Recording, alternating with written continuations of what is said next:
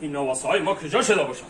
مگم جان آقا جان مگم جان لبن خواهی در خانه را گرفتم بشینه عزیز شما چیکار کنیم بابی جان؟ خواهی میدونید که ما همون کمپیرک در رفتم خواستگاری رفتیم ها؟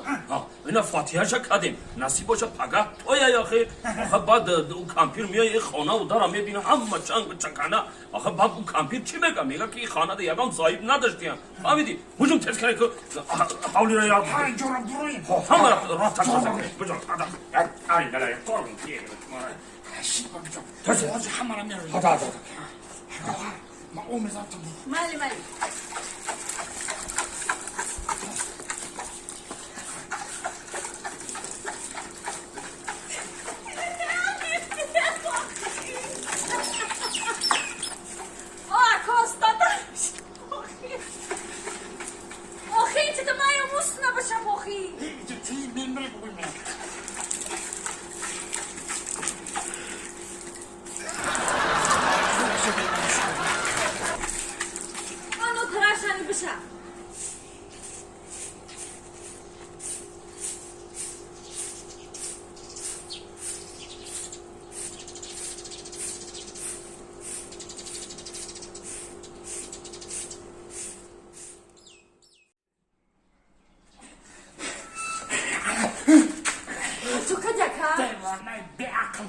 ببین کن یک خودم بخش آوردم کن خونگه همه خسانش ها رقص بداره میکفم چخیلی خواهر خشم کن دارم بخوام من ببین دم باید بگم ببین